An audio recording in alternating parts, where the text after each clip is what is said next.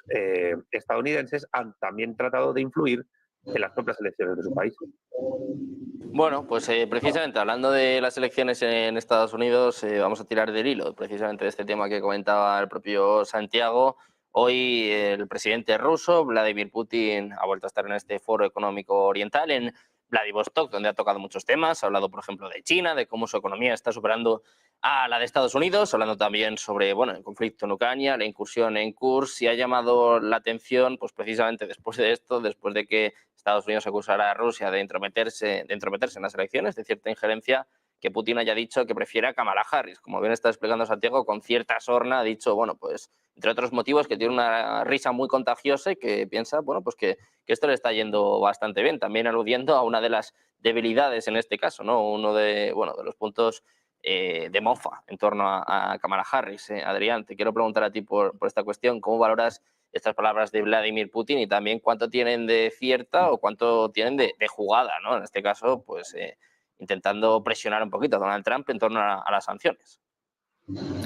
Sí, también hizo unas declaraciones Putin en el sentido de que los demócratas, y citó a Biden en concreto, que eran más previsibles, ¿no?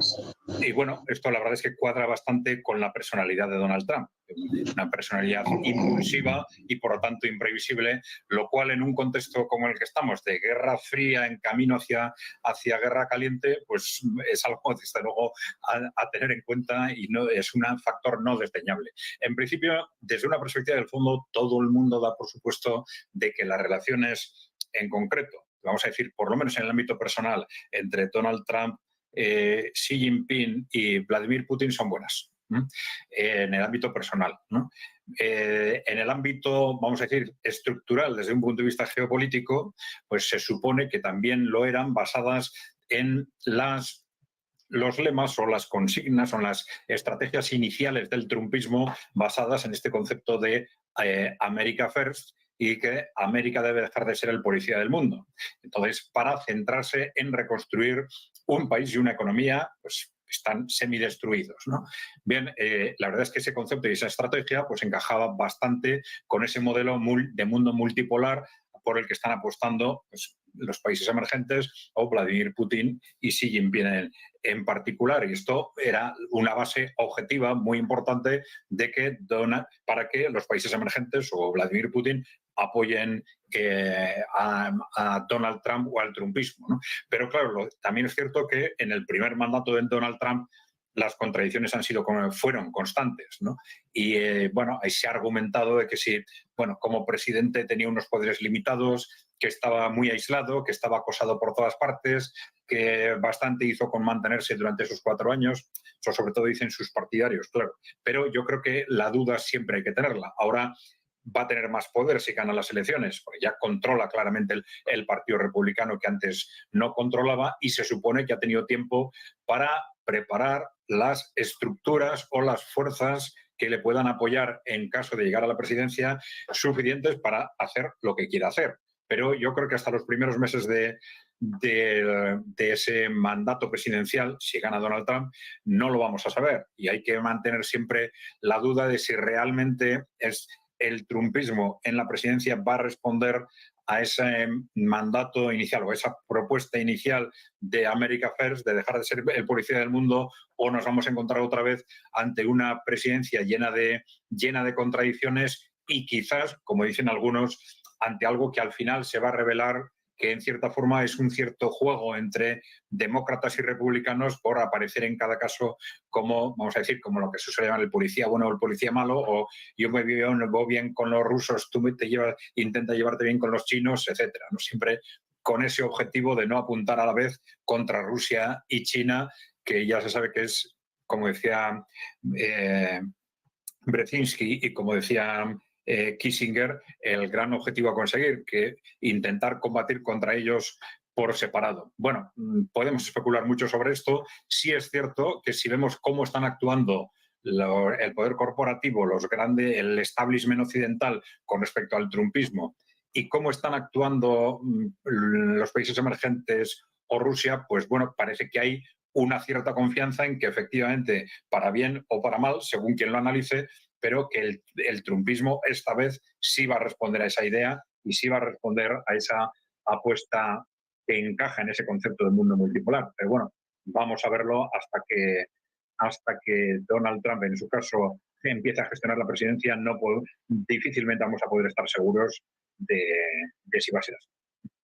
Bueno, pues vamos a ver qué pasa con Donald Trump. Todavía nos quedan 2 meses para salir de dudas. Vamos a ver también si en este debate vuelve pues, el Trump más agresivo, siempre bueno, en el buen sentido de la palabra. Mientras, José María, te quiero preguntar por el presidente ruso, por Vladimir Putin y estas palabras hacia Kamala Harris. También decía que su favorito era Joe Biden, pero que como le han eliminado de la carrera presidencial, pues que ahora apoya a su candidata, ¿no? A la misma que pedía el propio Joe Biden. ¿Cómo valoras estos movimientos, esta jugada de Vladimir Putin?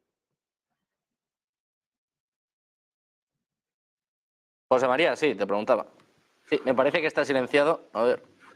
Sí. Ahora. No, en efecto, bueno, yo creo que Putin ya ha hecho algunas bromas de este tipo, ¿no? Y para regocijo un poco de las ruedas de prensa y de los periodistas, diciendo que su candidato era Biden, ¿no? Bueno, yo creo que Biden ha sido bastante duro con Putin. Las sanciones que ha querido imponer Biden han sido paradas por sus aliados en la Unión Europea y otros países como Japón, por la dependencia de estos países sobre las materias primas y sobre todo la importación de gas y petróleo ruso. Estados Unidos se ha beneficiado y se ha lucrado exportando y consolidando su posición global como exportador de LNG y también de petróleo más caro del que exportan los rusos. Luego eso le ha servido también para consolidar su posición geoestratégica. Estados Unidos ahora mismo es el socio prioritario a nivel de defensa para la Unión Europea y para todos y cada uno de los países de la Unión Europea de forma individual. Por lo tanto, también ha consolidado su posición como gran protector de la Unión Europea. Y luego, pues, junto con la Unión Europea, ha financiado a su proxy, que es Ucrania, para que luchen de forma geolocalizada y de forma embalsada en la parte oriental y la parte norte de Ucrania. Y ahora parece que en territorio, en el oblast de Kursk, pues bueno, que luchen en la guerra contra Rusia. Por lo tanto, Biden pues ha sido un rival importante con Putin, ¿no? Nadie le puede acusar de haber sido un líder que se ha alineado, que se ha puesto o que se ha plegado a los intereses de Rusia. Kamala Harris va por la misma dirección. Kamala Harris también tiene como antigua fiscal general del estado de California esa parte más jurídica y que entiende muy bien lo que son las sanciones y el alcance de las sanciones. Por lo tanto, se espera también que en sus policies o políticas futuras, si es que llega a ser presidenta de los Estados Unidos después de las elecciones del 5 de noviembre, a escasos 2 meses, pues no solamente seguirá con las sanciones a Rusia, sino que también es sancionadoras para paliar otros males que ella considera endémicos y que deben de ser atajados de forma inmediata, como es la corrupción, por ejemplo, en Centroamérica, que lleva asociada no solamente el narcotráfico, sino también lo que sería la inmigración ilegal a Estados Unidos. Entonces, bueno, dentro de este panorama, que Putin pues hable de Biden o de Harris como sus candidatos preferidos, pues bueno, lo que llevamos un poco pues al jolgorio de los que están presentes en la sala, porque todos saben que la relación personal entre Putin y Trump es buena, manifestado por ambos, y además también las declaraciones de Trump con respecto a Ucrania y con respecto a Zelensky, y el hecho de acusar a Zelensky de ser el mejor comercial del mundo, porque según Trump, cada vez que pasa por Capitol Hill y por la Casa Blanca se lleva varios miles de millones de dólares en financiar la reconstrucción de Ucrania, pues bueno, yo creo que Zelensky sabe que conseguir dinero por parte de Estados Unidos va a ser más difícil que conseguirlo por parte de la administración Biden. Por otro lado, sin perjuicio de que llegue Trump a la Casa Blanca, hay una composición bipartidista o bipartisan, como dicen los americanos, dentro del Partido Demócrata y dentro del Partido Republicano, donde hay una amplia mayoría, gobierno o no gobierne Trump, gobierno o no gobierne Harris, de que hay que apoyar a Ucrania y que van a seguir financiando a Ucrania y que a través de la OTAN se va a intentar también dar a Ucrania lo que necesita para aguantar al enemigo ruso. Al igual que hay una amplísima mayoría por parte del Partido Republicano y por parte del Partido Demócrata que están convencidos, pero cuando digo convencidos es que lo manifiestan en cualquier reunión que pueda uno tener en el Congreso de los Estados Unidos de forma informal o formal con cualquier ayudante de cualquier senador o congresista, de que China es el rival a batir ahora mismo y de que China es la máxima prioridad de política exterior y económica de los Estados Unidos de América. Por lo tanto, esté o no esté Trump, ese hecho pues, no va a cambiar. Lo que sí que puede hacer Trump como presidente a través de las executive orders, es decir, todas aquellas sanciones que no tengan la aprobación del Congreso, porque aquellas que tienen la aprobación del Congreso van a necesitar la mayoría del Congreso para ser cambiadas o para ser suspendidas. Aquellas executive orders presidenciales sí que las puede limar, sí que puede dejarlas en suspenso o sí que puede emitir nuevas executive orders con nuevas sanciones también. ¿Qué es lo que pasó en el primer mandato del presidente Trump? Que el presidente Trump no utilizó esta herramienta, el executive order, para imponer sanciones a Rusia después de lo que fue la anexión de Crimea y lo que fue la ocupación parcial de los territorios de Donetsk y Lugansk en el oriente ucraniano. El presidente Trump dejó un poco congeladas las sanciones desde el punto de vista presidencial, pero el Congreso siguió con su actividad sancionadora. ¿Qué es lo que pasaría ahora? Pues ahora podría pasar algo también similar, es decir, que el presidente Trump no imponga nuevas sanciones con sus executive orders, pero que el Congreso, con una mayoría de representantes que tengan esta posición común, como hasta ahora, puedan seguir pasando leyes que sancionen a Rusia o que sancionen a otros países con los que Trump pueda tener una magnífica relación personal, como puede ser Corea del Norte, por ejemplo, o como puede ser otros países de África y de Oriente Medio. Por lo tanto, desde una clave institucional, Estados Unidos sobrevive a las grandes personalidades y a los retos que suponen grandes personalidades de la historia, como fue el propio Andrew Jackson en el siglo XIX, o como donde hubo hasta un intento también de emancipación de algunos estados norteamericanos, creo que Carolina del Sur, y ahora pues alguien tan disruptivo como puede ser el propio Donald Trump, ¿no? Entonces, pues lo que es el Congreso, lo que es el Tribunal Supremo a nivel jurídico, pues son organismos que tienen un gran prestigio en Estados Unidos y que tienen cientos de años de tradición. Y además, los partidos en Estados Unidos no se controlan como en España, donde realmente pues